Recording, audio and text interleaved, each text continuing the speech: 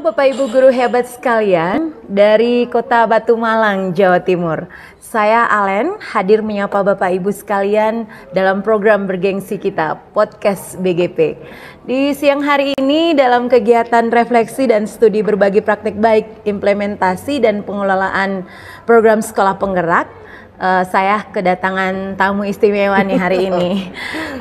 Saya bersama dengan Ibu Ayu. Selamat siang Ibu. Siang Ibu Alen. Iya, Ibu Ayu ini beliau adalah fasilitator program sekolah penggerak angkatan 1 ya Ibu ya. Betul. Di BBGP Jawa Timur, dan Bu Ayu sendiri adalah dosen dari Universitas PGRI Kanjuruhan Malang, program studi PAUD. PAUD, Oke, luar biasa sekali ya. Ibunya cantik sekali ya, dan semenjak duduk tadi bersama dengan saya sudah ada aura-aura positif yang bisa saya rasakan.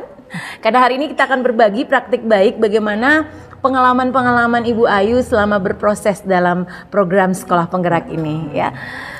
Sehat Ibu kabarnya? Alhamdulillah sehat selalu Ibu Alen. Semoga Bu Alen juga. Iya, sebelum podcast ini berlangsung Bapak dan Ibu, kita telah Bu Ayu sendiri telah berbagi praktik baik beliau bersama dengan fasilitator sekolah penggerak dari Provinsi Maluku, dan luar biasa antusias para fasilitator mendengar cerita-cerita inspiratif yang disampaikan oleh Ibu Ayu tadi ya. Bu, gimana kesan Ibu? Ini sudah 2 tahun tugas ya? 2 tahun berjalan. Oh, 2 tahun berjalan ya. Dan bagaimana perasaan Ibu setelah Ibu berproses 2 tahun ini bersama dengan sekolah binaan? Oke, terima kasih Ibu Alen. Kalau ditanya bagaimana berproses, sebenarnya sampai hari ini pun saya masih berproses belajar untuk bisa mendampingi sekolah-sekolah penggerak ini mencapai goalnya. Kenapa di sekolah penggerak ini kan mereka harus selalu ada perubahan-perubahan untuk mewujudkan visi misi pendidikan Indonesia yang terbaru ini kan seperti itu. Nah, berproses dari tahun pertama yang sebutan kita ini mungkin Bu Alen masih ingat nih, bukan fasilitator tapi pelatih ahli. Itu serasa berat sekali. Bebannya ada di bahu ini. Wih, pelatih ahli banget loh. Yang paling tahu lah. Nah, kita bukan serba tahu karena mereka beranggapan bahwa pelatih ahli ini kayak dokter. Jadi bisa menebak, bisa menerka, dan bisa tahu obatnya gitu. Bisa mendiagnosa ya. Padahal tidak seperti itu. Kita pun prosesnya kan juga belajar gitu ya, belajar. Apalagi di tahun pertama Bu Alen, saya yang notabene memang dari keilmuannya adalah PAUD. Di angkatan pertama saya harus mendampingi SD. Luar biasa. Nah, dari 2 SD dan 2 TK. Itu luar biasa di mana saya harus banyak belajar. TK dan SD memang tidak jauh berbeda ya, tidak begitu jauh berbeda. Tetapi dalam segi bagaimana kurikulum dan pembelajarannya itu berbeda luar biasa ya, apalagi kalau yang sudah di kelas 4. Di PSP pertama itu dulu kan hanya di fase A kelas awal dan di fase B kelas akhir, yaitu di kelas 4 akan berbeda dengan di kelas 1. Mungkin kalau di kelas 1 ini sistemnya hampir sama nih dengan PAUD kan Bu Alen ya. Jadi belajar sambil bermainnya masih kena. Nah, ketika sudah di kelas 4 itu sudah luar biasa berbeda. Namun yang menyenangkan adalah bahwa ketika saya didapuk bertugas selama 1 tahun itu untuk mendampingi SD dan TK, itu luar biasa. Saya banyak belajar di sana. Bagaimana kurikulumnya SD, bagaimana pengaturan jamnya, apalagi di PSP 1 ini luar biasa. Karena bisa dikatakan sekolah-sekolah penggerak di angkatan pertama ini adalah kelinci percobaan. Kalau saya mengatakan gitu, apa saya salah gitu, kelinci percobaan. Kenapa? Karena perubahannya ini sangat cepat ya. Sekali, betul. Mungkin masih ingat Bu Alen, di angkatan pertama tidak ada kurikulum merdeka namanya ya, paradigma baru dulu. Paradigma baru, kemudian di Desember beralihlah ke prototipe. Januari pindah lagi ke kurikulum merdeka ya, betul ya, di Januari 2022. Saya ada di 2021, di bulan Oktober itu kami sudah mulai pendampingan pertama. Bayangkan kami harus ngapain ya di pendampingan? Ternyata bahan BIMTEK itu hanya untuk penguatan kita. Iya, betul sekali. Bukan bahan ketika kami di lapangan harus ini. Beda kan? Di sana kan di BIMTEK itu bagaimana nanti menyusun ada lokakarya. Lokakarya ini. Tetapi bahan untuk kurikulumnya tidak harus ada. Belajar lagi harus belajar lagi. Nah, disitulah suka dukanya banyak sekali. Dukanya ketika kami merasa belum maksimal mendampingi, itu rasanya menjadi duka gitu ya, menjadi duka. Tapi senangnya ketika kami sudah bergabung dengan mereka, kami bisa sharing, ada kegiatan PMO, betul, ada coaching, ada lokakarya, ada penguatan komite. Itu luar biasa Bu Alen. Ternyata ini keluarga baru, ini rumah baru yang harus kita bangun bersama-sama, karena identiknya sekolah penggerak itu kan berarti harus selalu bergerak. Betul. Ya, menggerakkan pendidikan, menggerakkan sekolah itu untuk selalu berinovasi, untuk selalu melakukan perubahan. Betul. Dan terlebih adalah membawa dampak positif bagi sekolah yang ada di sekelilingnya. Bergeraknya tidak hanya sendiri, tetapi menggerakkan sekolah yang ada di sekelilingnya. Itu Helen, paling tidak itulah Helen. Oke, baik, luar biasa ya Bu Ayu ya. Saya melihat ada energi positif yang sudah tadi Ibu sampaikan. Saya penasaran nih Bu, saya penasaran bagaimana respon Bapak Ibu guru sekolah dampingan Ibu ketika diperhadapkan ini tiba-tiba kurikulum baru nih hadir gitu, yang dari lama kemudian harus berpindah ke baru, yang kecepatannya begitu cepat sekali dari paradigma baru kemudian ke prototype, kemudian ke kurikulum merdeka. Bagaimana respon guru-guru di sana Bu? Pasti tebakannya Bu Ellen gini. Hari ini Bu ini. Hari ini, besok hari berubah. Pasti pertanyaan berubah. Kita, komen kita nggak nih? Kok berubah terus Bu? Nah itu kan, ya. Kok berubah lagi Bu? Aduh Bu, gitu kan. Kita pusing. Kita kan punya grup. Kan? Betul, kita kan punya grup besar. Pusing lagi. Bu, ini belum selesai, belum tuntas. Kok berubah lagi Bu? Kapan kami ngertinya? Oke, mengertinya sambil jalan, sambil berubah.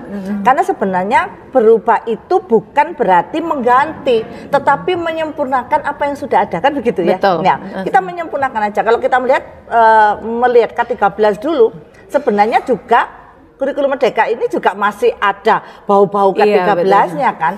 Karena apa? K13 itu pasti masih ada. Karena sebenarnya pergantian kurikulum ini bukan merubah atau mengganti, tetapi menyempurnakan kurikulum yang sebelumnya ini dengan sesuatu yang baru supaya apa? Jauh lebih sempurna, seperti itu. Saya setuju. Nah, kalau ekspresi dari teman-teman pastinya, oh Bu, kenapa harus berubah gitu ya? Kita ini saja. Kalau mengibaratkan teman-teman kemarin dampingan itu mengibaratkan gini, ketika dihadapkan, oke, Anda lolos sebagai sekolah penggerak, gitu ya. Ini nanti Anda harus menyusun A, B, C, gini-begini. Kemudian mereka, panduannya gimana ya? Nah, kan tidak secara langsung ada contoh, oke, panduan keluar. Contohnya yang mana? Nggak ada contoh kan? Apalagi untuk susun kurikulum operasional sekolahnya ya. Nggak ada contoh, apalagi modul ajarnya kan gitu, Belen. Nah, kemudian ternyata dari sana mereka menganggap bahwa kita ini diberikan peta, tapi petanya buta. Kita disuruh cari jalan sendiri. Nah, yang penting kita menjalankan, melaksanakan, entah itu betul atau salah, yang terpenting adalah bahwa kita mengikuti pedoman itu. Masalah salah atau betul itu persepsi dari siapa yang menilai. Karena yang menjalankan kita. Itu saya yang salut sama sekolah-sekolah dampingan saya itu, karena di sana saya hanya mendampingi, memberikan penguatan, motivasi, kan begitu ya. Kita teman ngobrol kan Belen, kita sebagai fasil itu kan teman ngobrol ya, untuk menemukan berbagi cerita untuk menemukan solusi bersama kan. Seperjalanan sependeritaan ya, kebahagiaan bersama. Nah ternyata dari hari ke hari, bulan ke bulan, dari apa yang mereka lalui, yang bicaranya kok selalu berubah-berubah, ternyata mereka semua bisa mengikuti perubahan itu ya. Perubahan sedikit demi sedikit itu pun selalu diikuti. Apalagi kalau di SD mungkin perubahannya tidak begitu besar ya, tapi kalau di TK cepat sekali itu perubahannya, apalagi yang sekarang ya, itu betul. Kan memang berbeda. Tetapi kalau sejauh ini saya mengevaluasi bahwa sekolah dampingan saya ini bisa menghadapi perubahan itu sesuai dengan bagaimana gayanya mereka masing-masing ya, karena kan sesuai dengan kebutuhannya mereka masing-masing. Betul. Gitu Bu Ellen. Diferensiasinya itu nampak gitu Bu Ellen. Luar biasa sekali ya. Baik Bapak Ibu pemirsa sekalian, masih bersama saya dengan Bu Ayu, fasilitator yang paling kece hari ini. Paling heboh. Yang heboh juga. Saya penasaran nih Bu, kembali kalau di kita di Provinsi Maluku itu masih sebatas pameran hasil karya ya. Untuk proyek. Ya, untuk proyek selesai itu masih sebatas satuan pendidikan ya. Dan sampai sekarang pun belum ada kolaborasi antara satuan pendidikan untuk buat sebuah pameran hasil karya itu ya. Tadi Bu Ayu sedikit bercerita pada saat refleksi berbagi praktek baik tadi ada selebrasi. Itu boleh diceritakan nggak? Nah, kalau selebrasi kebetulan ini 4 dampingan saya di tahun pertama itu selebrasinya ini beragam. Mungkin saya bisa menceritakan dulu yang pertama. Ada namanya SD Muhammadiyah 4. Mengangkat temanya tentang gaya hidup berkelanjutan. Di sana tentang ini apa namanya? Polusi. Polusi sama apa ya? Seingat saya itu penghematan penggunaan udara gitu.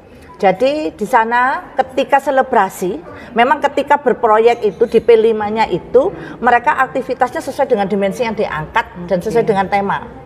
Namun selama berselebrasi hal luar biasa itu ditampilkan. Nah, karena apa? Ketika selebrasi ini tidak harus selalu produk yang ditampilkan, kan? Bisa aksi. Anak-anak di sana beraksi, Bu Alen. Aksinya apa? Mengajak masyarakat untuk satu, menjaga penghijauan, tidak buang sampah sembarangan, polusi udara ini dibatasi.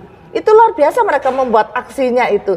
Jadi mereka aksinya itu adalah ini sosiodrama ya. Sosiodramanya itu ada yang jadi pohon, ya tiba-tiba datang banjir nih, ada masyarakat yang suka buang nebang pohon sembarangan, pohonnya menangis, itu nampak sekali gitu. Keren jadi sekali ya itu, nah itulah guru-guru ini karyanya luar biasa gitu. Jadi tidak selalu produk, tidak ada produk yang ditonjolkan di sana Bu Alen. Tapi mereka menunjukkan bahwa aksi ini adalah selebrasi mereka. Mereka dengan membuat poster untuk menjaga polusi udara, penghijauan itu ada. Ya, berbeda-beda. Beda lagi dengan SD Ngaglik. SD Ngaglik ini mengangkat selebrasinya ini kan P5-nya itu tentang batiknya Kota Batu, ya. Batik yang apa namanya? Pakai daun itu. Apa ya namanya? Saya agak lupa itu. Yang di founding. Ya, dipukul batiknya itu. Nah, ketika ini diangkat, batik ini diangkat, ini luar biasa Bu Ellen. Ternyata inilah kekhasan, Dan selebrasinya di sana, ini selebrasinya digabungkan antara proyek pertama dan proyek kedua, selebrasinya digandeng jadi satu di akhir. Dengan mengundang wali murid, ya wali murid. Di selebrasi yang kedua, proyek kedua, ini temanya adalah kewirausahaan. Beda yang pertama kearifan lokal. Ya, akhirnya dua hal ini disatukan. Apa yang terjadi? Hasil mereka ini dibuat gelar karya. Ada yang memang untuk dikomersilkan di kewirausahaan dan memang ada yang memang hanya untuk apa namanya pameran aja. Pameran saja. Nah, luar biasa. Siapa peminatnya? Orang tua wali murid. Nah, itulah Bu Ellen. Mitranya kena kan, ada wali murid di sana. Jadi sisi kewirausahaannya dapat ketika mereka berproses itu. Sebenarnya kan kita tahu bahwa ketika proyek itu kan tidak hanya menghasilkan produk gitu, tetapi penanaman karakter yang ada di profil pelajar Pancasilanya itu kan penekanannya kan? Iya, dan itu memang nampak Bu Ellen. Nah, itulah yang nampak dari SD. Bagaimana dengan yang TK? Yang TK pun juga luar biasa dengan temanya yang di angkatan pertama kemarin itu ada mengangkat tema Aku Cinta Bumi. Kebetulan yang di TK Dahlia adalah penghasil bunga mawar terbesar. Mereka mengangkat proyeknya tentang bunga mawar. Keren. Jadi di sana mereka itu tidak menampilkan bunga mawar yang banyak gitu, tidak. Tetapi ada sisi bagaimana prosesnya anak-anak, bagaimana membuat potnya, dia menanam itu ada nama-namanya. Begitu juga dengan TK Harapan Pertiwi, di sana selebrasinya tentang ini. Seperti ulang tahun desa gitu, membuat tumpengnya dari snack, kolaborasi antara orang tua dan anak, karena pada waktu itu adalah PTM terbatas, jadi semuanya aktivitas dilakukan di rumah. Namun di tahun ini Bu Ellen di tahun kedua, karena ini semuanya sudah luring, selebrasinya 2 TK luar biasa yang ada di Kota Batu. Hari ini tadi, hari Senin tanggal 20, Selasa ya, hari Selasa tanggal 20 ini tadi, ada selebrasi yang diangkat oleh TK Harapan Pertiwi dengan mengangkat Aku Cinta Bumi. Di sana adalah pengenalan sampah anorganik dan organik. Ya, pengolahan limbahnya. Hari ini mereka berselebrasi apa? Mereka aksi pawai dengan menggandeng 3 sekolah. Nah itu. 1 lembaga TK non PSP. Jadi tapi IKM. Tapi IKM Bu Alen. Keren. Jadi proyeknya bareng nih. Iya. Nah, kemudian 2 lembaga adalah SD, yang 1 adalah sekolah penggerak dan yang satunya non PSP. Tapi mereka siap berkolaborasi dan mereka pawai di desa Bu Alen. Luar biasa. Ya, semuanya pakai ini, pakai daur ulang Bu Alen. Ada yang pakai bahan alam, daur ulang, pakaiannya ini daur ulang, pakai baju tradisional tapi dikasih daur ulang Bu Alen. Ada yang pakai mahkota dari plastik, dari botol-botol itu dihias, bikin baju, bikin hiasan, ditempel di badan, bahwa menyampaikan bahwa bahan-bahan seperti itu tidak harus selalu dibuang, bisa dimanfaatkan seperti itu. Jadi hiasan-hiasan seperti itu. Dan hari ini pawai. Luar biasa ya. Nah, ini ya kan keren langsung loh. PSP gandeng sekolah yang IKM ya. Makanya sekolah penggerak ini tidak hanya bergerak untuk sekolahnya, tetapi menggerakkan yang lain. Menggerakkan semuanya. Sekolah yang lain. Ya? Dan ini nanti hari Kamis tanggal 22 bertepatan dengan Hari Ibu akan ada selebrasi yang tidak hanya menggerakkan 4 lembaga seperti tadi, tetapi 1 kelurahan mulai dari kelompok bermain, TK, kemudian SD dan SMP untuk berkolaborasi dalam selebrasi dengan tajuk ta'aruf pendidikan. Aduh, luar biasa. Padahal yang jadi sekolah penggeraknya hanya 1 doang, hanya TK. Tapi mereka berkolaborasi, dinaungi desa, dibiayai oleh desa Bu Alen. Luar biasa sekali ya Ibu ya. Dibiayai oleh desa. Iya. Jadi ada kolaborasi ya. Iya, kolaborasi dengan orang desa. Betul. Ya. Dengan dinas didukung. Pemerintah desa juga. Pemerintah desa juga mendukung. Jadi semuanya mereka bersatu, kurang lebih ada 17 lembaga pendidikan mulai dari kelompok bermain sampai SMP tadi itu. Mereka nanti kolaborasinya adalah pawai dulu dengan tema tajuknya adalah kearifan lokal, budaya kuda lumping. Karena di sini adalah khasnya kuda lumping. Kekhasannya kuda lumping, setiap lembaga punya ciri khas sendiri untuk kuda lumpingnya. Kemudian mereka setelah berpawai nanti masuklah ke halaman desa ini, lapangan besar. Mereka nanti akan tampil, sudah disediakan panggung oleh desa. Setiap lembaga nanti akan tampil bergantian anak didiknya. Karena di sana juga kemandiriannya kan juga diangkat untuk dimensinya, begitu Mbak. Baik, luar biasa sekali ya Bu Ayu ya. Saya percaya ini Bapak Ibu Kepala Sekolah Penggerak di rumah pasti sudah bisa mencuri ide-ide cemerlang yang disampaikan oleh Ibu Ayu nih, yang bisa Bapak Ibu adopsi. Baik, ini kita mau bicara banyak sekali nih Bu, tapi mau berbagi banyak sekali, tapi kita dipatasi oleh waktu ya Bu ya. Siap Bu Alen. Oke, mungkin di kali mendatang kita bisa berbagi lebih lagi ya Ibu ya. Siap. Oke, terima kasih Bapak Ibu sekalian untuk kebersamaannya bersama kami dalam podcast BGP di kali ini. Kita akan mendengar closing statement mungkin ya dari Bu Ayu terakhir. Bagaimana kesan Ibu terhadap kegiatan yang diselenggarakan oleh BGP ini Bu? Oke. Saya suatu kehormatan diundang hadir di antara teman-teman fasilitator di BGP Maluku, betul ya, di sekali. Maluku. Luar biasa, ini hal yang saya patut acungi jempol nih. Teman-teman dari Maluku dibawa ke Jawa Timur untuk berpraktik baik, untuk berbagi, apalagi luar biasa. Terima kasih, saya sudah diundang untuk bisa menyampaikan apa yang sudah saya alami. Dukanya bagaimana, sukanya bagaimana. Banyak sukanya pastinya. Banyak sukanya ya, karena berbagi itu menyenangkan. Tetapi paling tidak bahwa ketika kita didapuk untuk menjadi fasilitator, ini adalah amanah, tanggung jawab untuk sekali. Bisa membawa perubahan pendidikan yang lebih baik lagi. Seperti baik, itu. Terima kasih Bu Alen dan teman-teman. Terima kasih. Baik, terima kasih Bapak Ibu hebat sekalian. Kita jumpa kembali dalam podcast BGP di kali mendatang. Saya Kak Julivan Matimena, salam Sekolah Penggerak. Salam Sekolah Penggerak. Terima kasih. Terima kasih ya Bu Ayu. Terima kasih.